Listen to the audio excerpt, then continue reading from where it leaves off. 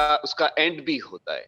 लेकिन अपने यहाँ पे क्या होता है कि जब भी आर्ट्स की बात आती है, हुँ, जब भी हम आर्ट्स के बारे में बातचीत करते हैं, तो हम कहते हैं जी कि एक जो इंडियन ट्रेडिशन में, क्योंकि there are 3 traditions of arts and aesthetics. 3 traditions है, बड़े इंपॉर्टेंट है। हुँ, एक हमारा इंडियन ट्रेडिशन है जिसको हम ईस्टर्न ट्रेडिशन कहते हैं। हुँ, एक है फार ईस्टर्न ट्रेडिशन जो कि आप चाइनीज, जापानीज, कोरियन, वो ट्रेडिशन है। और एक ट्रेडिशन है वेस्टर्न ट्रेडिशन जो जो यूरोप सेंट्रिक है। हुँ, तो ईस्टर्न ट्रेडिशन के अंदर हम हमारे लिए जो टाइम है, हमारा टाइम लीनियर नहीं है रंजना, बिल्कुल लीनियर। हुँ, यहाँ का जो टाइम है वो सर्कुलर है।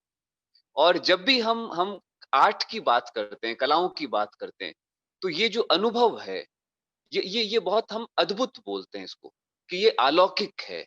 ये जो एक्सपीरियंस है, जो ये एक अलौकिक एक्सपीरियंस की बात करते हैं। तो जिसकी कहीं से शुरुआत नहीं होती। आप किसी भी गाँव में जाएँगे, आप पूछेंगे ये मंदिर कब का है भैया?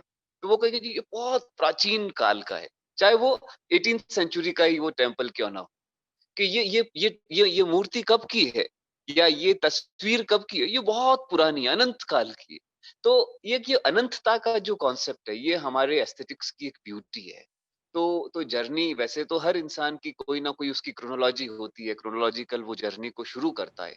लेकिन अपने जो ट्रेडिशंस हैं, उसमें यहाँ पे इस ईस्टर्न ट्रेडिशन में इसको हम अनंत काल से जोड़ते हैं। तो मुझे ऐसा लगता है कि ये कई-कई जन्मों की एक यात्रा है। कई-कई जन्मों की, जिसमें स्मृतियाँ हैं बहुत सारी, जिसकी बहुत सारी कहानियाँ हैं। तो इसलिए हमारे यहाँ पे नैरेटिव्स हैं। यस, आप ग्वालियर के भी टेम्पल्स के अंदर ऊपर फोर्ट में जो टेम्पल्स हैं, आप देखिए नैरेशन है वहाँ पे स्टोरीज़ का, कमाल का नैरेशन है। और मध्य प्रदेश तो उन नैरेटिविटी से भरा पड़ा है। बट आपकी अगर आपके पर्सनल लाइफ, पर्सनल जर्नी के बारे में बात किया जाए, जैसे आपने हिस्ट्री ऑफ आर्ट किया दिल्ली में सबसे शुरुआत में। हिस्ट्री ऑफ आर्ट से पहले अब वो आपका बैचलर्स हुआ होगा। उस टाइम पे आपको ये स्टेप कैसे आपने लिया कि जयपुर से आप दिल्ली गए आर्ट पढ़ने के लिए? तब आपने कैसे डिसाइड किया कि मुझे आर्ट पढ़ना है और मुझे ये जर्नी में जाना है? अ,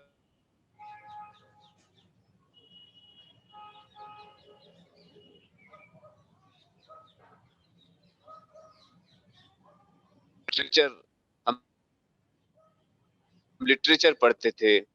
हम ऑडिबल? हाँ, कैसे? तो हम लिटरेचर पढ़ते थे, कविताएँ पढ़ते थे, हिस्ट्री पढ़ते थे, तो हमारे प्रोफ़ेसर थे, प्रोफ़ेसर मिश्रा साहब जो कि आर्कियोलॉजिस्ट थे। उन्होंने कहा कि भई आप नेशनल म्यूज़ियम में जाइए, एक्सप्लोर करो, तुम वहाँ पे पढ़ो।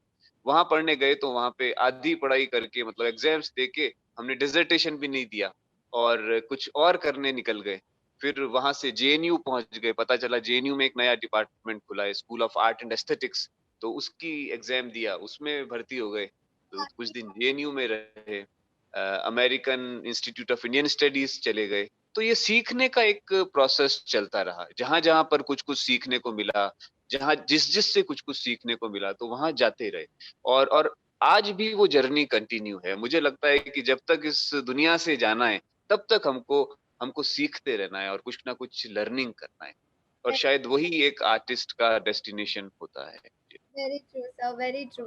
इनफैक्ट वही मैंने मतलब पूछना था कि आप सब जगह जाके Singapore, Dubai, Australia, China, South Korea, Bangladesh, Greece और फिर इंडिया में आपने इतनी सारी जगह एग्जीबिशंस की है, ये सारी आपकी ग्रुप एग्जीबिशंस थी। तो आर्ट की वजह से आपने काफ़ी ट्रैवल किया है और एक्सप्लोर करने का आपको मौका मिला है। आप 1 साल में कितने शोज़ आपके हो जाते हैं? क्योंकि मैंने अभी देखा ट ट 2020 में ही आपने काफ़ी ग्रुप शोज़ कर लिए, मतलब जब सब लॉकडाउन है फिर भी। तो ये कैसे आपने मैनेज किया? नहीं, जैसा नहीं है प्रांजला, हो जाता है। हमारे एक मेंटर हैं पवन गुप्ता जी, वो कहते हैं कि यहाँ पे चीज़ें करी नहीं जाती, चीज़ें हो जाती है। आपकी पढ़ाई हो गई, आपसे आपकी शादी हो गई, तो चीज़ें हो जाती हैं। जब हम उस प्रोसेस के अंदर होते हैं, तो चीज़ें अलग तरीके से घटित होती हैं। प्रभाकर कोलते सर हैं, बहुत बड़े एब्स्ट्रैक्ट आर्टिस्ट हैं, आज देश के सबसे प्रोमिनेंट एब्स्ट्रैक्ट आर्टिस्ट हैं। तो कोलते सर मुंबई में रहते हैं, जीजी कॉलेज में पढ़ाते थे। कोलटे सर एक बात हमेशा कहते हैं कि आपको प्रोसेस में यकीन रखना है, बिलीव इन प्रोसेस। तो हुँ, प्रोसेस में जब हम यकीन रखते हैं, तो तो हम हमेशा कुछ-कुछ पाते रहते हैं। हुँ, क्योंकि आप मैनिफेस्ट करते हैं, आप मैन्युफैक्चरिंग नहीं कर रहे होते। तो हुँ, चीज़ें होती रहती है और आप उसके साथ-साथ में बहते जाते हैं। तो ये एक एक प्रोसेस है और जब ये लाइफ़ का एक एक फिनोमिनन बन जाता है, तो जीवन बहुत ईज़ी हो जाता है, पेंटिंग बहुत ईज़ी हो जाती है। तो कुछ चीज़ें होने का जो अनुभव है, आप उस अनुभूति को पा पाते हैं। तो यहाँ पे वो experience is very important I so that is very nice that you said. And as an artist, but like when you're attending so many shows, तो like कुछ तो आप सेल्फ मैनेजमेंट काफी आपका लाइक स्ट्रीमलाइंड होगा कि आर्ट के साथ आप ऑलरेडी एक पोएट भी हैं, और वो भी हम बात करेंगे उसके बारे में। तो as a such a deep level artist, आपकी मैनेजरियल स्किल्स भी अच्छा होना उतना ही ज़रूरी है, क्योंकि like you know to keep a track of things, नहीं तो सब कुछ आउट ऑफ हैंड चले जाएगा, और आप अपनी कला पे ध्यान दो कि ऑर्गेनाइज करने में ध्यान दो। मतलब उसके बारे में आपके क्या विचार है? नहीं, ये देखिए क्या है कि हमारे जो मुल्क में, अपने देश के अंदर आपको आपको मल्टीटास्किंग बनना पड़ेगा, मल्टीटास्किंग। क्योंकि यहाँ पे एज़ सच क्रिटिक्स नहीं है जो आपके लिए काम करेंगे, एज़ सच गवर्नेंस नहीं है जो आपको प्रमोट करेगी, एज़ सच कल्चरल इंस्टीट्यूशंस नहीं है और हैं तो भी वो उनकी अपनी सीमाएँ हैं।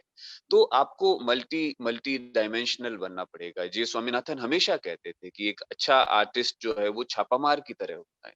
छापामार दैट मीन्स कि आपको आपको लिखना है, आपको पढ़ना होगा, आपको आपको अच्छा सिनेमा देखना होगा, आपको आपको म्यूज़िक को सुनना होगा, आपको आपको थिएटर को देखना होगा, आपको फिलॉसफी को समझना होगा और अपनी लाइफ़ को भी आपको इन ट्यून करना होगा। तो ये जो इन ट्यून करना है, ये मुझे लगता है कि ये सबसे बड़ा एक एक एक मसौदा है, सबसे इम्पोर्टेंट एक फैक्टर है। और आर्ट जो है, आर्ट आर्ट एक साधारण चीज़ नहीं है जी। ये आर्ट आपको वो ताकत देती है वो इन ट्यून करने की। हम जैसे रंगों को, हम जैसे शब्दों को बिल्कुल एक सिंथेसिस करते हैं उसका, उनको एक-दूसरे के साथ में लेके आते हैं, वैसे ही अपनी लाइफ़ को भी हमको बहुत सिंथेसिस उसका उसको करना पड़ता है और ये धीरे-धीरे हो जाता है। ये कॉन्शियसली नहीं होना चाहिए। मुझे लगता है कि ये जीवन का एक हिस्सा बन जाए, उस प्रोसेस का एक हिस्सा बन जाए और जब हम फुल फ्लेज्ड किसी चीज़ में उतरते हैं पूरा, भई हमें और क्या करना है? और कुछ करना तो आता नहीं, है ना? मुझे नौकरी तो मैंने करता नहीं, मैं कहीं ऑफ़िस मुझे जाना नहीं, तो मेरा कर्म क्या है जी कि मैं उसको पूरी निष्ठा के साथ में, उसको पूरी पूरी क्या कहूँ कि डेडिकेशन के साथ में करूँ। तो ये यही मेरे लिए वो सबसे बड़ी एक उपलब्धि होती है। ये तो आपने बहुत अच्छी बात की, क्योंकि आप आर्ट के फील्ड में बिल्कुल ही उतर गए हैं। बिल्कुल लाइक आर्ट और पोएट्री के साथ होना, और फुल टाइम ये करना, आप कॉन्स्टेंटली इसको इतना डेडिकेशन दे रहे हैं। एंड ये मेरे में मतलब क्लियर हो गया है अब कि आर्ट और मैनेजमेंट आपको नेचुरली आता है। तो इतना आपको सोचना नहीं पड़ता उसके बारे में, या कोई टेंशन नहीं देता आपको कि अच्छा अब ये नेक्स्ट शो आ रहा है तो ये ऑर्गेनाइज़ कराना है या ये कराना है। तो इसके बारे में आप मुझे बताइए कि आपके हिसाब से नेटवर्किंग का क्या इम्पोर्टेंस है? जैसे लाइक आपने अभी काफ़ी as a programmer like art programming में भी काफ़ी काम किया है। जयपुर आर्ट समिट में आप वन ऑफ द प्रोग्रामर्स हैं, और कहीं आपने जो आर्ट के इवेंट्स हुए हैं उसके बिहाइंड द सीन्स भी आपने कंट्रीब्यूट किया है। तो आपको क्या लगता है कि कितना ऑर्गेनाइज़ सेक्टर है आर्ट सेक्टर, और नेटवर्किंग करना कॉन्स्टेंटली कितना इम्पोर्टेंट होता है एक आर्टिस्ट के लिए? अम, रंजना मैं सच्ची बताऊँ तो ये भी चीज़ें हो जाती। हो जाती कहने का मतलब कि नोइंगली तो किया नहीं, है ना? हमें उससे कुछ जब ये अपेक्षा नहीं होती जी कुछ मिलना है, हाँ, तब चीज़ें बहुत ईज़िली होती हैं। क्या हाँ, होता है कि बस जब आपने सोचा कि भई ये सारा आपको जो आनंद देता है, जो आपको मज़ा आ रहा है, आपको जुड़ने से मज़ा आ रहा है लोगों से, हम कुछ करेंगे, प्रोग्राम करते हैं तो हम जुड़ेंगे। तो हुँ, ये कलाओं का एक बड़ा हम ये कहें कि ये उसका एक अमृत है जी, जो हमने चख लिया, है ना? तो वो जुड़ के लोगों से अमृत चखना होता है। पेंटिंग डज़न्ट मीन्स कि एक सुंदर लाइन खींचनी। पेंटिंग का मतलब है जी कि एक एक अच्छा जीवन को भी हम रिप्रेज़ेंट करें। एक एक एक सुंदर लाइफ़ को हम रिप्रेज़ेंट करें। तो और वो लाइफ़ कहाँ है जी? लाइफ तो आपके और मेरे भीतर लाइफ है। लाइफ है ना? लाइफ तो हमारे भीतर है, वो इंसानी जज़्बातों में वो लाइफ है। तो जब आप इंसानों से जुड़ते हैं, आप किसी दोस्त से बात करते हैं, चलो हम इस बहाने जुड़ेंगे, बात करेंगे, हुँ, एक दूसरे से सीखेंगे। तो ये सीखने सिखाने का एक प्रोसेस होता है, जो मैं फ़ील करता हूँ व्यक्तिगत तौर पे। भई हमें तो कुछ मिलता है तो भी करना है, कुछ नहीं मिलेगा तो भी करें, चलो करते हैं। तो ये सब सेलिब्रेशन है जी। एज़ एन आर्टिस्ट इस दुनिया में होने को हम सेलिब्रेट करते हैं इन इन मोमेंट्स के मार्फत। मतलब कुछ हो, नहीं हो, वो सब परे की चीज़ है, होने ना होने से परे की बातें हैं। लेकिन कम से कम हम एक-दूसरे से मिलते हैं, एक-दूसरे की कलाओं को देखते हैं, एक-दूसरे से प्रेरणा लेते हैं, इंस्पिरेशन मिलता है कैंप्स के अंदर। तो वो कहीं न कहीं वो जो ज़ील है, वो खींच के आपको लेके जाती है, वो क्वेस्ट्स लेके जाती है। आपको वो इंक्वायरीज़ लेके जाती है, चलो देखें। और यही यही मुझे लगता है कि रियल मीनिंग ऑफ आर्ट। जी सर, आपके सारे आंसर्स इतने अच्छे ब्यूटीफुली पोएटिक हैं कि मेरे को लगता है कि अब मैं और क्या पूछूँ but so nice, thank you so much for that.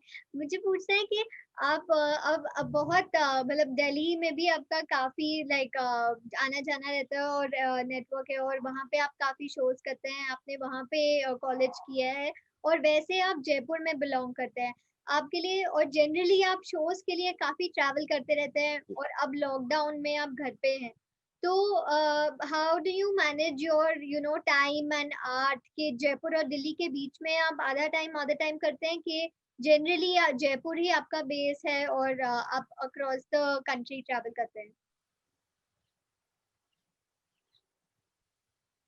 फिर से मैं मुझे नहीं सुनाई दिया। एक बार फिर से रिपीट करें? या श्योर। मैं बोल रही हूँ आपका बेस जयपुर में है और आप जयपुर से सब जगह ट्रैवल करते हैं कि जयपुर और दिल्ली के बीच में आप इक्वली टाइम डिवाइड करके फिर उधर से ट्रैवल करते हैं? नहीं, नहीं, नहीं, ऐसा नहीं है जी। दिल्ली बहुत दिन हो गए छूटे हुए। दिल्ली लगभग तकरीबन आप ये मानिए कि 18-20 साल हो गए छूटे हुए। लेकिन ये है कि दिल्ली हम जाते रहते हैं, फ्रीक्वेंटली दिल्ली चले जाते हैं। देखिए मुझे तो ये लगता है कि जी ट्रैवलर होना चाहिए। हुँ, किसी का कोई एक घर नहीं, हाँ, है ना? ऐसा ऐसा हमारे यहाँ कहते हैं, इस देश में कहते हैं, इस माटी में कहते हैं। Nanak was a great traveller. हाँ, नानक ने कहा जी जो मुझे ट्रैवल करता है वो मुझे सबसे पसंद है, जिसका कोई घर नहीं हो। तो नानक की बात कृष्ण भी कहते थे कि कृष्ण कहते थे मुझे वो पसंद है जो अनिकेत है, जिसका कोई निकेत नहीं मतलब घर नहीं है। तो आर्टिस्ट का तो पूरी दुनिया उसका घर है। जी, जी, वो तो एक हवा है। जी, उसके लिए तो उसका कोई रिलीजन नहीं है, उसका कोई कोई एक नेशन नहीं है, वो तो सबका है जी। तो इस ये भाव बना रहता है और वो ट्रैवल का एक मज़ा आता है। लेकिन बेस मेरा जयपुर है, जयपुर मेरा घर है। ये जहाँ जिस जगह पे आप अभी मुझे देख रही हैं, ये मेरा स्टूडियो है और मेरा बचपन में मैं यहाँ पे खेलता था। और इस जगह में एक हमारा जो किचन गार्डन हुआ करता था, यहाँ पे हम लोग खेलते थे, मिट्टी थी उस समय। जी, तो ऐसा एक भाव आया कि भई अपन अपने घर पे लौट के जाएँ। सारी ओके, दुनिया में घूमेंगे, लेकिन शाम को अपने घर पे आ जाएँ। चिड़िया कैसे दिन भर घूमती है, चारों तरफ घूमती है, शाम को कहीं अपने घर पे आ जाए। तो इस परिधि के अंदर मतलब वापस लौट के अपने घर आ जाएँगे, तो लर्निंग के लिए जाएँगे, लेकिन वापस लौट के अपनी जगह पे आएँगे। तो ये करता हूँ, जयपुर एक वेल एक एक एक एस्थेटिकली रिच जगह है। वो यहाँ पर दोनों तरीके के आपके हैं मतलब आप मॉडर्न जयपुर भी है, आपका एंशिएंट जयपुर भी है। तो आपको जब आनंद लेना होता है, स्मृतियाँ लेते हैं हम, तो बाइक लेके, एक्टिवा लेके हम पुराने शहर के अंदर घूमने चले जाते हैं। दूर पार्क्स में जाना है तो सेंट्रल पार्क भी है आपके पास में। तो ये एक अलग किस्म का शहर है, ये कलाओं का शहर है और वो एस्थेटिकली रिच शहर है, तो वो प्रेरणा देता है। इसलिए मैं अपने जयपुर में रहता पूरा राजस्थान ही वैसे उस एरिया में काफ़ी रिच है, कल्चरली हूँ। काफ़ी रिच हो जाता है। जी, तो क्या बोलते हैं तो आपने दिल्ली से पढ़ाई खत्म करके आप वापस जयपुर आ गए फिर एज़ एन आर्टिस्ट एंड तब से आप जयपुर में बेस्ड हैं और जी, फिर हाँ। तो तब से जयपुर में बेस्ड हैं और ट्रैवल करते रहे लगातार। प्रोग्राम्स की ऐसी अपॉर्च्युनिटीज़ मिली। अब्रॉड बहुत सारे शोज़ हुए, प्रोग्राम्स हुए तो वहाँ चले गए, फिर आ गए। तो ये एक जर्नी चलती रहती है। एक जर्नी चलती रहती है। तो आप जब जितना आप बहते हैं, उतना आपका ये है कि आप जैसे नदी के अंदर पत्थर जितना बहेगा तो उस वो गोल हो जाएगा। तो वो शार्पनेस उसकी खत्म हो जाती है। तो आप उस प्यूरिफिकेशन के प्रोसेस में रहते हैं। तो मुझे लगता है कि वो पेंटिंग्स के लिए भी बहुत एक एक नई ताकत देता है। जैसे महीना-महीना भर हम ट्रैवल करके वापस अपने घर में लौटते हैं, फिर कुछ नया काम करते हैं, फिर कुछ नए को मिलता है। तो वो एक ताज़गी बनाए रखती है। तो ये यात्राएँ बहुत कमाल की यात्राएँ बहुत कमाल की होती तो यदि आप ट्रैवल करके आपका like travel sort of informs your artwork as well, like your art gets affected by the travel, like आप जहाँ भी जाते हैं वो जगहें आपको इंस्पायर करती हैं पेंट करने के लिए? जी, बिल्कुल करती हैं जी, बिल्कुल करती हैं। बिल्कुल इंस्पायर करती हैं। आपको वो रेगिस्तान एक अलग उसकी जो तासीर है, वो एक अलग उसका स्वाद देता है, उसकी एक अलग लज़्ज़त है। हिमालय एक एक अलग तरीके का आपको मज़ा देता है। फ्लिंडर्स रेंजेज़ में अगर आप घूमते हैं साउथ ऑस्ट्रेलिया में, तो वो एक अलग स्मृतियाँ लेके आते हैं। तो ये सारी स्मृतियाँ फिर जो है, उसको उसको वापस एज़ इट इज़ नहीं उतारना होता कैनवस पे। वो स्मृति जो है, वो क्रिएटिव फॉर्म में बाहर आती है। तो हुँ, वो ये एक एक प्रोसेस है। उसको उसको ये it's difficult to explain in words. Yes, ये उसको अनुभूति का ज़्यादा मसला है। Painting is always a practice practice based research for me. Yes, It's a process of searching the relevant meaning of self. Hmm, So it's the process of searching the meaning of self. तो वो self का meaning है, तो उसको ऐसे बता पाना it's I think it's tough. I get it completely. So what I'll do is अभी मैं एक कोट रीड करूँगी मिस्टर डैनियल कॉर्नेल से आपके बारे में, आपके आर्ट के बारे में, ताकि हमने अब काफ़ी बिल्डअप कर लिया है और हम अब कुछ आपकी पेंटिंग से गो थ्रू करेंगे और आप ज़रूर शेयर कीजिए कि उन आपके वर्क्स के बारे में कि आपने क्या सोच के ये वर्क्स बनाए। बट बिफोर दैट मैं एक कोट रीड करना चाहूँगी इससे, ठीक है? जी, ज़रूर। ओके। तो डैनियल कहते हैं कि through his deep connection to the cultural expression of a universal spirituality and passion sense of humanity, Kala continuously draws people from all communities into acts of creativity in the belief that through creativity people are empowered and communities move incrementally closer to truth. While his poems create a secretive world of words where his silence speaks, his paintings are calligraphic and draw on the same silent, unknowing of invented texts. So इन्होंने इतना खूबसूरती से लिखा है कि आपकी paintings और poetry का एक फ्लो आ रहा है और अब हम आपकी थोड़ी-सी पेंटिंग शेयर करेंगे, जिसमें उसके बाद मैं आपसे रिक्वेस्ट करूँगी कि आप एक पोएट्री भी अपनी सुनाएँ, तो अगर पॉसिबल हो तो फिर uh, yes sir. What is this painting about? आपने ये कब बनाई थी? ये काफ़ी पुरानी पेंटिंग है। इस समय मैं मोनोक्रोमैटिक वर्क्स कर रहा था और मोनोक्रोमैटिक वर्क्स में मुझे बड़ा मज़ा आता था। मिनिमम मतलब कलर्स हो और उसका मैक्सिमम एक्सप्रेशन हो। तो ये आई थिंक 2006 के आसपास की पेंटिंग, 2006 के आसपास। और इसमें ये डेज़र्ट है, जो मेरे भीतर का जो रेगिस्तान है, वो रेगिस्तान का एक रंग है। उसमें एक एक एक एनर्जी है जो ऊपर की तरफ जा रही है। Energy I feel is the essence of all processes of the cosmos, and all uses of arts are somewhere somehow trying to depict that essence of energy, whether it's music, dance, poetry, literature, cinema, whatever the medium, you know whatever the medium, artists always trying to capture that form of energy. So what I feel is to enhance the sagacity of aesthetic concerns in all walks of life, so which has its impetuous role in the expansion for uh, for understanding the real meaning of beauty in totality. So in our traditions we called it the saundarya. So I am just exploring the saundarya of Wraith, saundarya of desert in that. So beautiful, sir. In fact, you should like. Do you write about art as well? Like when you're already a poet, do you write? Yeah, yes, I do write.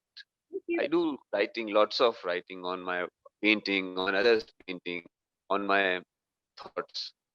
nice, sir. That's really nice to know because it really sounds so beautiful when you talk about the work also. Uh-huh.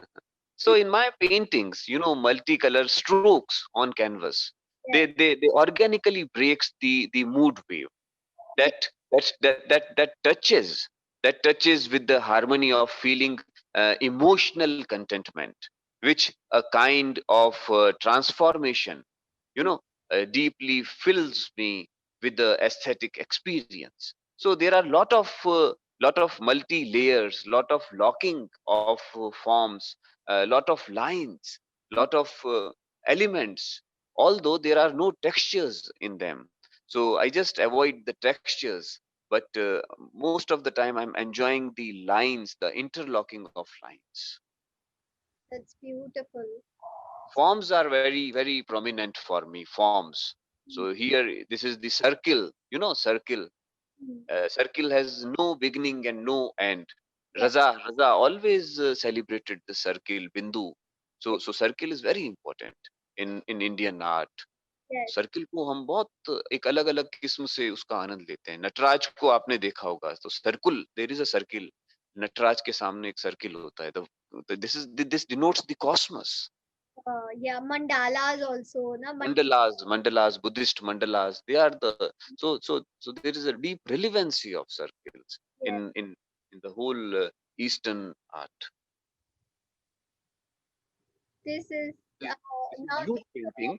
This is huge painting, 7 feet long height and around 15 feet long painting. So this is uh, based on the forms.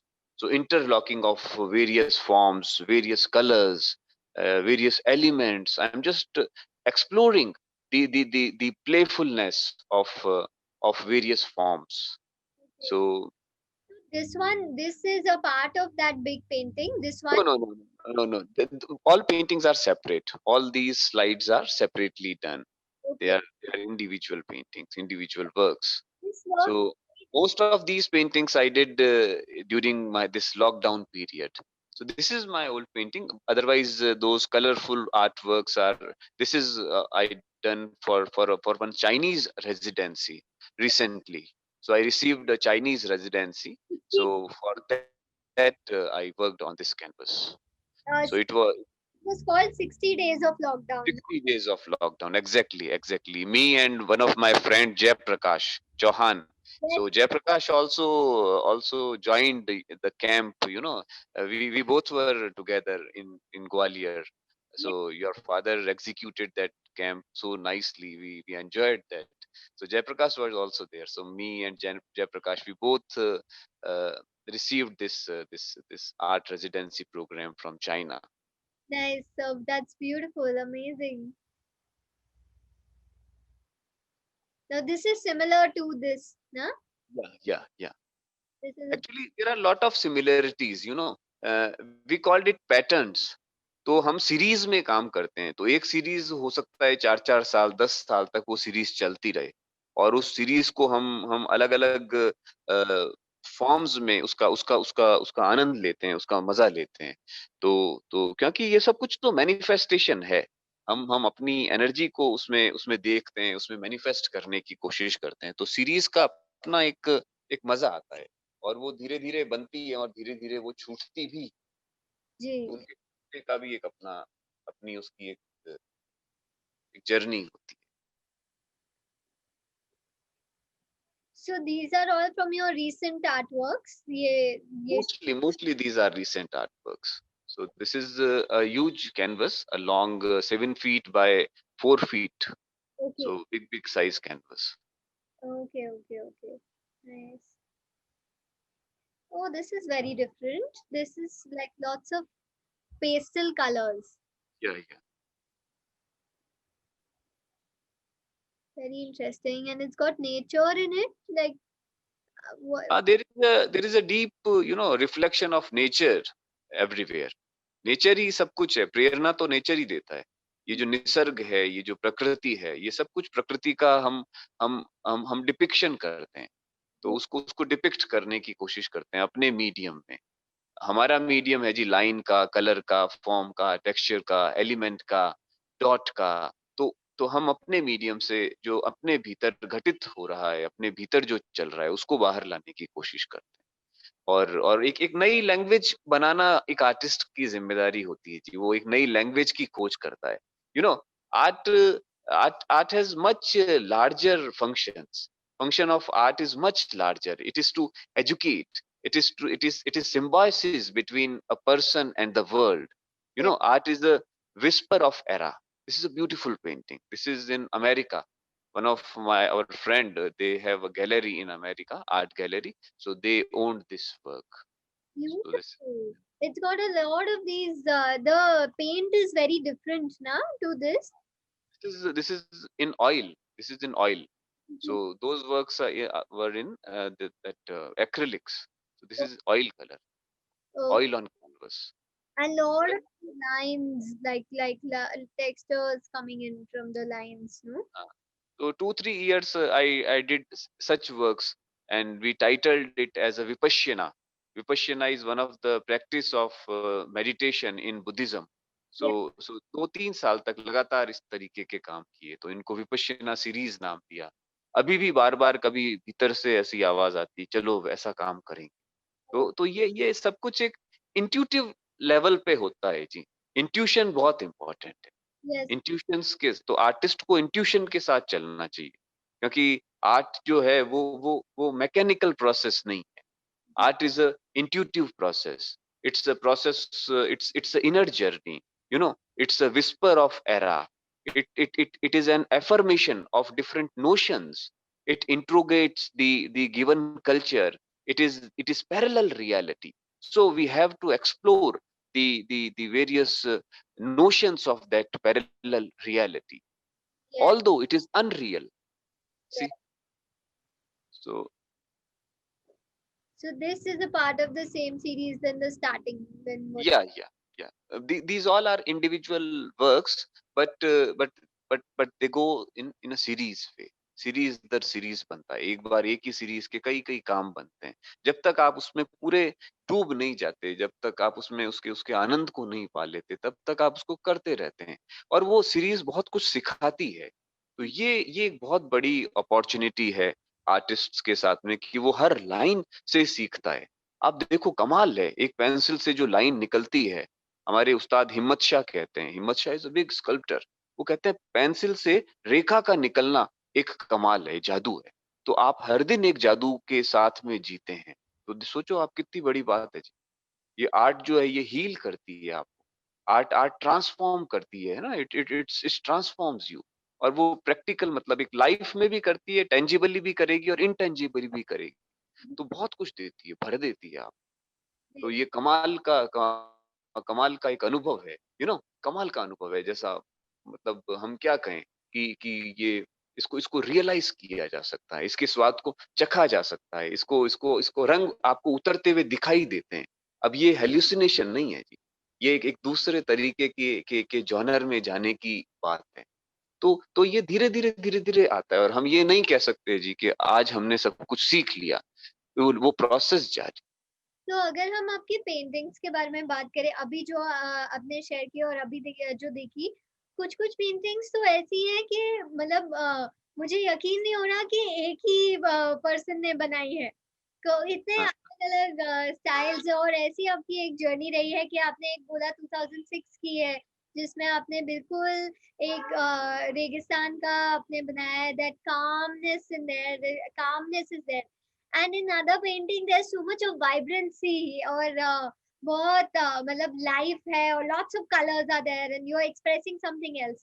तो कभी ऐसा होता है कि आपको कभी किसी और के लिए बनाना पड़े, कभी पेंटिंग जब किसी ने आपको कमीशन की हो पेंटिंग और और वो एक चीज सर्टेन चीज जाते हैं और आपको मतलब कुछ और बनाना है, तो वो उस चीज़ से मैं अब में कैसे आप जूझते हैं? आप उस चीज़ को कैसे सॉल्व करते हैं? बहुत अच्छा क्वेश्चन आपने ये किया, ये बहुत ही इम्पोर्टेंट क्वेश्चन है। देखिए क्या हुआ प्रांजला कि मैं उन फॉर्च्यूनेट आर्टिस्टों में से रहा कि जो मैंने बनाया, जो मैंने दिखाया कि भई ये ही मुझे आता है, तो उन्होंने उसको एक्सेप्ट किया। एक चीज़ तो ये हुई। एक आध बार से भी ज़्यादा समय ऐसी ऐसी स्थितियाँ आई कि आपको ये करना है, तो फिर कुछ-कुछ भारी मन से कुछ किया भी। किया वही एब्स्ट्रैक्ट से किए, लेकिन उनके अकॉर्डिंग किए। लेकिन उसमें ये समझ में आया कि ये हमारा रास्ता नहीं, क्योंकि मुझे तो इमिटेट नहीं करना। मुझे मेरे टीचर्स ने इमेजिन करना सिखाया है। मुझे मेरे टीचर्स ने बार-बार क्या बोला, मुझे वो काम करना है ना? तो आपको तो फिर वो कन्विक्शन आ गया। तो अब तो जी ये है, अगर ये आपको ठीक लगता है, तो जो कुछ है वो ये है। अच्छा, बुरा, खरा, खोटा, सच्चा, झूठा, व्हाटएवर ये हम तो भई ऐसे ही हैं, हमको तो ये आता है। तो फिर कभी दिक्कत नहीं आई और इसलिए अब वो फिर वो क्या होता है सिग्नेचर हो जाता है धीरे-धीरे। तो वो तो वही चाहते हैं कि जो आप भीतर से करें। तो उसमें उसका एक मज़ा आता है। तो हर आर्टिस्ट अपना साइन बना सकता है और उसको उसको लेकिन थोड़ा लगातार कॉन्स्टेंटली काम करना चाहिए। और एक चीज़ और मैं भूल जाऊँगा नहीं तो, आपने डैनियल का नाम लिया और बिल्कुल मुझे इमोशनल कर दिया। डैनियल मेरा हमारे लिए टीचर भी है, हमारे लिए वो ब्रदर भी है। एक एक है ना एक मल्टी रिलेशन है डैनियल के साथ में। हम लोग जब ग्वालियर में आए थे तो साथ में थे तो डैनियल के साथ में एक अलग लर्निंग हुआ, तो डैनियल ने बहुत कुछ सिखाया। तो उसने भी यही सिखाया कि आपको जर्नी करनी है, तो कॉन्फिडेंस दिया। तो क्या होता है प्रांजला कि दुनिया आपको बनाती है, हम नहीं बनते जी। ये हुँ, दुनिया जो है ना, ये आपको आपको बनाती है। ये this world is a bliss for us मतलब in spite of sorrows, sufferings, pains तमाम हो जाए, तमाम कुछ भी हो जाए, फिर भी ये जो ह्यूमन बर्थ है, दिस इज़ ब्लिस और आर्टिस्ट उसमें वो क्या कहते हैं कि सोने पे सुहागा, तो वो कलाएँ जब मिल जाती है, तो कमाल हो जाता है, कमाल हो जाता है। एग्ज़ैक्टली लाइक अभी जो ये कृत्या इंटरनेशनल पोएट्री फेस्टिवल हुआ था, जिधर प्रांजल आज भी था और आप भी गए थे। वो एक पोएट्री और पेंटिंग के बीच में ऐसे एक कॉम्बिनेशन था। वो एक्सपीरियंस आपके लिए कैसा था? और उसके बाद आप कौन-कौन से एक्सपीरियंसेस ने लाइक कौन-कौन से फेस्टिवल्स या आपने चीज़ें अटेंड की हैं प्रोग्राम्स, जहाँ पे आपका पेंटिंग और पोएट्री साथ में आ रहा हो? अ ये कृत्या वाला जो प्रोग्राम था उसमें प्रांजला आर्ट्स आई थी, आपके पेरेंट्स थे और वो बहुत सारे आर्टिस्ट्स को लेके भी आए थे और कैनवासेस लाए, कलर्स लाए। तो दरअसल एक एक इंटर रिलेशनशिप होता है सारी आर्ट्स के अंदर। अगर हम लोग उनको उनको इंडिपेंडेंटली देखते हैं और हमको ये लगता है कि जी यही यही अल्टीमेट है, तो ऐसा नहीं है। क्योंकि एक कला का जो फॉर्म है, एक आर्ट का जो फॉर्म है, वो दूसरे को एनरिच करता है और वो कई लेवल्स पे एनरिच करता है, जिसको आप बहुत सूक्ष्मता के साथ भी देख सकते हैं, फ़ील कर सकते हैं। तो इसलिए पेंटिंग जो है, वो एक तरीके की पोएट्री है जी, और पोएट्री जो है, वो एक तरीके की विजुअल पेंटिंग है। जी। तो दोनों का एक एक एक बहुत गहरा एक तालमेल होता है और उसमें एक अच्छा था, उसके अंदर हमने नए किस्म के काम किए, हमारे दोस्त थे, विजेंद्र थे, उन्होंने अलग किस्म के काम किए, विशाल भुवानिया आए थे आपके पापा के साथ में, उन्होंने बहुत सुंदर काम किए। तो सबने अपने-अपने एक विश्वनाथ थे, हुँ, हुँ, हुँ। वो साउथ इंडिया के आर्टिस्ट थे मैसूर के, उनका वर्क बहुत सुंदर था और वो बहुत डेडिकेटेड आदमी थे, तो उनसे बहुत कुछ सीखने को मिला। तो ये एक चर्निंग ऑफ द ओशियन है, कहते हैं समुद्र मंथन, तो बहुत कुछ उसमें से निकलता है और हम उसमें से बहुत कुछ उसमें से पाते हैं। तो उसके बाद में बहुत सारे ऐसे अवसर आए जहाँ पे हमने इन सब विधाओं को जोड़ के देखने की कोशिश की, क्योंकि हमने ये जाना कि वेस्ट में जो है ईस्ट और वेस्ट दोनों ही जगहों पे ईस्ट में भी है, वेस्ट में भी जैसे बौहास मूवमेंट्स होता है, जर्मनी के अंदर, जहाँ से पॉल क्ली, किंडेंस्की जैसे लोग लोग निकलते हैं और वो दुनिया में धूम मचाते हैं। तो आज हम जितना भी डिज़ाइन देख रहे हैं, वो सब बौहास का ही आउटब्रेक है। सेकंड वर्ल्ड वॉर से पहले जो बौहास स्कूल था वाइबनार में, जर्मनी में, तो वो ऐसा ही करते थे। वो डिज़ाइन को बनाते वक़्त डांस करते थे जी। कुर्सी के जैसे हम वो नाच-नाच के और डिज़ाइन करते थे। जी, म्यूजिक के साथ में कोरिलेट करते थे। तो ये बहुत अच्छा अच्छा एक मसौदा है जिसको आपने मतलब दैट मीन्स कि प्रांजला आर्ट ने उसको उस सेंसिबिलिटी को पकड़ा और उन्होंने हमारी बात पे विश्वास किया, है ना? एक विश्वास देना एक बहुत इम्पोर्टेंट चीज़ है। हमने कहा जी ऐसा करते हैं, आई चलो जी करेंगे, देखते हैं कैसा होता है। तो ये विश्वास कनेक्शन को बनाता है। ये विश्वास और बड़े विश्वासों को पैदा करता है। तो ये है और मुझे लगता है कि इस तरह से इंटर रिलेशनशिप के साथ में हमको आगे जाना चाहिए। आपको ज्ञानपीठ यंग पोएट अवार्ड भी मिला, जो नेशनल अवार्ड है इमर्जिंग पोएट्स के लिए। तो मतलब और आपने 3 poetry collections 4 poetry collections publish की है उसके बाद। तो आपका एज़ अ पोएट उभरना कब चालू हुआ? जब तक आप पेंटिंग कर रहे थे, आपकी पेंटिंग की जर्नी में किस पॉइंट पे आपने रियलाइज़ किया कि आपको पोएम अपने पोएट साइड को भी सीरियसली लेना है और इस तरह से सीरियसली लेना है? नहीं प्रंजला ऐसा कुछ नोइंगली नहीं हुआ। ऐसा अपने आप होता गया। मतलब पोएट्री तो एक बचपन से थी। एक बचपन से भीतर पोएट्री थी। पेंटिंग थोड़ी-सी लेट आई। तो पोएट्री जैसे लेकिन तो होता हकीकत में आपको बताऊँ आप आश्चर्य करेंगी देखिए कि हिंदी के अंदर मेरे सबसे कम नंबर आते थे, सबसे कम, है ना? और बिल्कुल मार्जिन लाइन पर मैं पास होता था। तो मुझे वो टेक्सचुअल इन्फॉर्मेशंस अच्छा नहीं लगता था। मुझे क्रिएटिव कुछ-कुछ सोचना, कुछ बोलना, कुछ करना अच्छा लगता था। तो कुछ ऐसी पोएट्री भी करते थे स्कूल के समय में, लेकिन वो तुकबंदियाँ होती थी। लेकिन क्या होता है कि जी जीवन में ऐसे लोग मिलते हैं आपको, तो वो सिखाते हैं, वो सही मायने बताते हैं। तो मैं उन सौभाग्यशाली लोगों में से हूँ जिसको बहुत सारे गुरु मिले, बहुत सारे गुरु। आज भी लोग कान पकड़-पकड़ के सिखाते हैं कि ये सीख लो तुम्हारे काम आएगा। पकड़-पकड़ के लोग सिखाते हैं। आप मतलब अचरज करेंगे। अब मैं उनके नाम नहीं लेना चाहता। ऐसे-ऐसे लोगों के रोज़ फ़ोन आते हैं। अब लॉकडाउन में मिल नहीं सकते। क्या अमित क्या कर रहे हो? मैंने कहा अरे आपका? हाँ, ये सीख लो ये तुम्हारे काम आए। तो ये मतलब क्या कहें जी ये नसीहतें ऐसी ऐसी ज्ञान की वसीयतें मिल रही हैं। तो उसको बस लेते जाएँगे, उनको एक्सपीरियंस करते हैं और हम चाहते हैं कि इसको शेयर भी करें सब लोगों के साथ में, आगे भी जाएँ। तो इसलिए पोएट्री चलती गई। हम अपने टीचर के साथ में जो जेएनयू में मेरे प्रोफ़ेसर थे, professor H. S. Shiv Prakash, वो बहुत बड़े कन्नड़ा पोएट थे। तो मैं उनको अपनी कविताएँ सुनाता था। कुछ भी सुनाता था, वो कहते अद्भुत! अब ये वो एक जो अद्भुत था ना, वो सलमान खान का वो क्या किक, वो किक पड़ता था मुझे और वो ऐसा किक पड़ता था कि मैं दूसरे दिन 10 कविताएँ लेके उनके पास पहुँचता और रात को 3 बजे तक उनको कविताएँ सुना रहा हूँ, उनको नींद आ रही। तो ये हमारे टीचर्स का सारा कमाल है जी।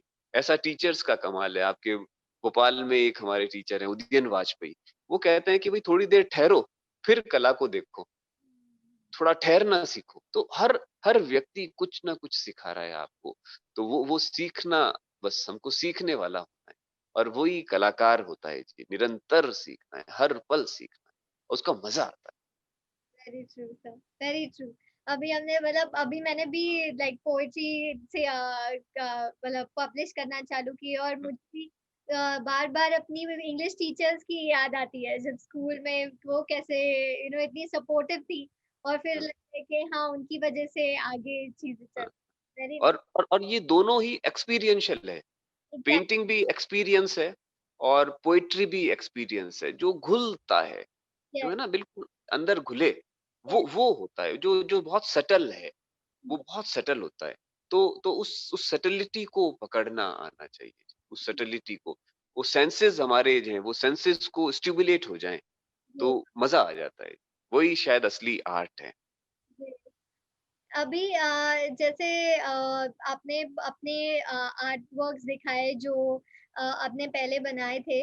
मुझे ये आर्ट वर्क्स भी से मैंने कहा इसके बारे में भी बात करें कि ये वाला और ये वाला कि इसके पीछे आपके क्या थॉट्स थे जब आपने बनाया? ये इसमें आप क्या बोलना चाह रहे हैं, ये जब बनाया था आपने? देखिए, ये जो अभी स्क्रीन पर है वर्क, ये पर्शियन ब्लू पीछे इसमें है जी, और एक ह्यूमन फिगर है और जी, फिगर के नीचे की तरफ एक बॉर्डर है। ये वाला जो आर्ट वर्क, ये दोनों ही आर्ट वर्क हमने कैंप्स के दरमियान किए।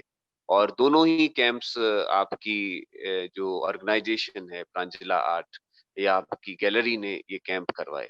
ये जो वाला जो वर्क है, दिस वर्क विद लेटर्स, अब मैं ऐसे काम नहीं कर रहा।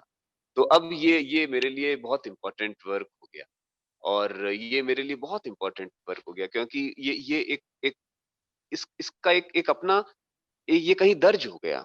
तो ये अक्षर हैं, ये मेरे लिए अक्षर हैं, मेरे लिए ये वर्ड्स हैं जो कि झर रहे हैं। जी, अक्षर हैं जो जो झर रहे हैं। झर रहे मतलब ऊपर से जो गिर रहे हैं, फॉलिंग फॉलिंग लेटर्स हैं ये, अक्षर वॉटरफॉल। निर्झर। और ये जो आकृति है, ये आकृति जब मैं 10-12 साल पहले शायद इसी तरीके की कद-काठी मेरी रही होगी, तो मैंने अपने आप को उसके अंदर निकाला। अपने आप को, और वो मेरे भीतर वो अक्षर चल रहे हैं, वो मेरे भीतर अक्षर सबमर्ज हो रहे हैं, वो कभी नीचे जा रहे हैं, कभी ऊपर आ रहे हैं। तो उन उन अक्षरों का अक्षर निर्झर हो रहा है, अक्षर गिर रहे हैं। तो ये उस सीरीज़ का वर्क है, और इसको मैंने बहुत बहुत एन्जॉय किया, बहुत एनर्जी को फ़ील किया। ये पर्शियन जो ब्लू है, ये अनंतता का रंग होता है, ये इंडियन कॉन्टेक्स्ट में। ये ब्लू कलर जो है, ये अनंतता का प्रतीक है। आकाश कितना अनंत है, जल कितना अनंत है, और ये गहरा है। ये गहरा होता है। इसलिए शायद विष्णु को अनंत बोलते हैं, अनंत शाही विष्णु। तो वो अनंतता का प्रतीक है, इटर्निटी का प्रतीक है, और उसके अंदर एक एक डेप्थ बनी स्पेस से। और ये वाला जो वर्क है, ये वाला वर्क हमने मैसूर में बनाया था, और मैसूर में बनाया, और इसका टाइटल जो, और इस वर्क से एक हमारे तिब्बती दोस्त हैं, कवि हैं, बहुत बड़े कवि हैं। तिब्बत की जो एक्साइल पार्लियामेंट है, उसके वो मेंबर हैं। तेन सिंह सुंदा उनका नाम है। He is very prominent Tibetan poet. तो उनकी पोएट्री को सुनते हुए ये वर्क बनाया। और इसके अंदर कहीं न कहीं एक गांधी का इमेजिनेशन भी है। किसी फॉर्म में वो जो एक, या कोई ह्यूमन बीइंग भी आप बोल सकते हैं। वो रिप्रेजेंटेशनल है। नीचे सिंबल्स हैं बहुत सारे। तो ये बहुत एक लेयर्स हैं इसके अंदर। ये अलग किस्म का काम है। और ये जो डॉटिंग है इसके अंदर, बहुत सारे डॉट्स हैं। तो वो रेन्स इन, उन्होंने जो कविता पढ़ी थी, रेन्स इन धर्मशाला, ये उसको सुन के ही फिर ये चित्र बना। ये पेंटिंग उसके बाद में आई। तो ये बहुत कमाल का प्रोसेस था। तो कैसा समय बीत जाता है, कैसे आप पेंटिंग को देखते हैं, और पता नहीं कहाँ से कहाँ जर्नी ले जाती है। और ये एक्सपीरियंस सिर्फ आर्ट्स दे पाता है। ये मैंने ऐसा अनुभव किया। या सर, सर कुछ आप अपने रामता दृढ़ प्रोजेक्ट के बारे में बताइए। लाइक हम अब इंटरव्यू के एंड में आ रहे हैं, तो मैंने कहा ये। जी। रमता दृग, दृग मतलब होता है आई। दृग is eye. In Sanskrit we called दृग, आई। और रमता मीन्स रमता जोगी। नानक रमता थे, है ना? बाबा बुल्ले शाह रमता थे। तो ललन फकीर रमते थे। तो रमते हैं ना, वो कैसे रमते रहते हैं। रमता मीन्स राजस्थानी में रमना मतलब एब्जॉर्ब हो जाना। ओके, रंग रम गया। ओके, आप तो मीरा कृष्ण में रम गई। ओके, तो ऐसा रमना मतलब उसको बोलते हैं। और रमना मतलब एक और उसका टर्म होता है लोक भाषा में। रमना मीन्स खेलना। मैं तो घूमर रमवा जावा जी, कि हम तो घूमर को रम रहे हैं, हम खेल रहे हैं। तो ये रमता दृग, ऐसा एक रमता दृग है। It is a philosophical, it's a philosophy, there are philosophical contexts of this रमता दृग। तो it's in between seer and seen। मैं जो आपको देख रहा हूँ, तो मैं तो एक सीयर हूँ, और ये सीन है। लेकिन इसके इस देखने के बियॉन्ड भी कुछ और देखना है। इमेज असल यहाँ बनती है जी। यहाँ दैट मीन्स कि पीछे बनती है, मन में बनती है। तो उसमें एक हृदय, मन, ये सब जुड़ जाता है आपके देखने के अंदर। तो ये उस तरीके का एक रमता दृक था। तो डैनियल ने, हमने, हमारे दोस्त हैं हिमांशु भाई, हम सब ने मिलके ऐसा एक ग्रुप शुरू किया। लेकिन उसको कुछ उसको कुछ ऐसा स्ट्रक्चर नहीं दिया जी। ये रमता दृग है, आपको अच्छा लगता है आप ले जाओ जी, हम कुछ और बना लेंगे। तो इसके दौरान हमने बहुत सारे काम किए, सोसाइटीज को जोड़ा, और एस्थेटिक्स को प्रमोट करने की चीजें कोशिश की। अब पैसा नहीं था, तो लोगों के पास जाते, जी आप खाना खिला देना, आप कोई यहाँ पे दरिया बिछवा दो, आप कुछ स्कूल हमको दे दो, स्पेस दे दो। तो कम्युनिटीज जुड़ी, और उससे उससे कुछ क्रिएटिव प्रोसेस हुआ। और कुछ चीज़ें हमने तय की कि भई इसका कोई भी ओनर नहीं होगा, कोई इसका कोई बैंक अकाउंट नहीं होगा, कोई इसका रजिस्ट्रेशन नहीं होगा। बस हम फ्लूइड करते जाएँगे और बहते जाएँगे, ये रमता ही रहेगा। तो दृघ रमता है, रमता ही जाता है। पाता पर्वत, पानी पाताल का चखता है। दृघ कबीर सा रमता है, अंतरिक्ष के दिगांत विस्तार को ताने-बाने में बुनता है। दृघ नानक सा फिरता है, हजार-हजार पगों से चलता, हजार-हजार नेत्रों से देखता है। दृघ रमता है, रमता ही जाता है, रमता ही जाता है। तो बिल्कुल। इस तरीके का ये एक रमता दृघ का हमारा कॉन्सेप्ट था। और कभी भी शुरू हो जाते हैं जी, अभी 2-3 साल से कुछ नहीं किया, कभी फिर एक लहर आएगी, चलो भई कुछ करते हैं, तो इसके साथ में कुछ कर लेते हैं। एक लाइक कम्युनिटी प्रोजेक्ट जैसा है, जी, मतलब आर्टिस्ट और आर्ट के लिए और उसके एस्थेटिक्स प्रमोशन के लिए ये आपने एक इनिशिएटिव चालू किया है, या इनफॉर्मल जी। थोड़ा सा करने के लिए कुछ ना कुछ होता रहे वैसे। ब्यूटीफुल सर, और ये सब करके आप अपने आप को ज़िंदा रखते हैं जी। जी, ज़िंदा दैट मीन्स कि एक्टिविटीज़ जो हैं ये बहुत लर्निंग देती हैं। जी, कुछ हर बार कुछ और ताज़ापन आता है, कुछ नया सीखते हैं, कुछ देने का भाव आता है। कलाकार जो है ना वो प्रांजला देने वाली कम्युनिटी है कलाकार। देना, देना दैट मीन्स कि आप देना मीन्स कोई चीज़ देना नहीं होता जी, या पैसा देना ही नहीं होता सब कुछ। देना एक भाव है, तो हम कलाकार उस भाव से भरा रहे। आप किसी को मोहब्बत दे दो जी, किसी की सेवा कर दो, है ना? किसी की सेवा भी बहुत बड़ा देना है जी, किसी के लिए आप फिज़िकली सेवा कर रहे हैं, किसी को मेंटली आप सपोर्ट कर रहे हैं, किसी को आप किसी ना किसी फ़ॉर्म में आप देते रहें समाज को, ये बहुत बड़ी चीज़। तो और सर आर्टिस्ट वो कम्युनिटी है। आपको कितने साल हो गए कि आप like as a full time artist काम करते जा रहे हैं? ये लगभग 20 साल हो रहे हैं, 20 साल हो गए। 21 इयर्स के आस-पास हो गए। वाओ! तो तो 20 साल मतलब फुल टाइम आर्टिस्ट के हो गया। फिर कुछ हमने तो जी कभी अपने यूनिवर्सिटियों में जाके डिग्रियाँ भी नहीं ली, अभी भी वहीं पड़ी हैं जी। कि एग्ज़ाम कोई दें, कोई नौकरी के लिए अप्लाई करें, कुछ नहीं जी। इन कलाओं ने बहुत कुछ दिया, इन कलाओं की बदौलत बहुत कुछ मिला है। तो तो कभी असल हुँ, एज अ लोग अभी आजकल कमर्शियल आर्ट की डिग्रीज बहुत आ गई हैं और बहुत कंपटीशन, मतलब 20 सालों में डिजिटलाइजेशन कितनी हो गई हुँ, है, तो काफी लोग ग्राफिक डिजाइनिंग डिजिटल आर्ट के पीछे करते हैं और पेंटिंग्स और डिजिटल आर्ट को कंबाइन करके और वो सब करते हैं। तो आपको कभी ऐसा लगा कि कमीशन्ड वर्क या कमर्शियलाइजेशन वर्क आप करें थोड़ा-सा साइड कर, कभी आपको ऐसा ऐसे प्रेशर महसूस हुआ सोसाइटी के चेंजेस के के? नहीं नहीं नहीं हुआ प्रांजला, प्रेशर ऐसा नहीं हुआ क्योंकि हमको वो समझ में आ गया कि आप कितना भी डिजिटल में कर लें, कुछ भी कर लें, लेकिन जो रामकुमार की पेंटिंग है, उसके जो स्ट्रोक्स हैं, उसकी अभी भी वैल्यू है। जी, आप वैन गॉग के पेंटिंग को आप उसके लिए उसकी उसकी जो उसकी उसका रियल देखने जा रहे हैं, जी, जी, उसमें कुछ भी नहीं है जी ऐसा, कुछ डिजिटल नहीं है, उसके स्ट्रोक्स को देखने जा रहे हैं, तो ये रंग, ये रेखाएँ, ये इमोशंस हमेशा रहेंगे। चाहे कितना भी हम डिजिटल हो जाएँ, कितने भी हम चीज़ों में चले जाएँ, तो ओरिजिनल, ओरिजिनल होता है। और ऐसा नहीं है कि हम डिजिटल का विरोध कर रहे हैं, डिजिटल रहना चाहिए, अपनी उसकी अपना मार्केट है, उसकी अपनी जगह है, तो सब चीज़ का अपना-अपना एक एक अर्थ होता है।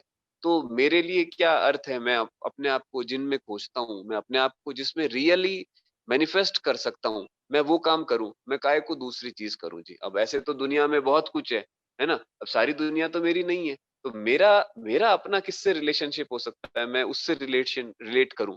तो ये एक उस प्रोसेस में हम लोग जीते हैं, उस प्रोसेस में हम लोग खोजते हैं।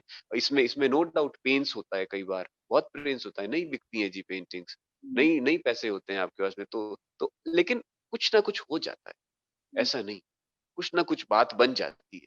ये विश्वास बहुत बड़ी बात है और आर्ट का जो एसेंस है, वो ये विश्वास है।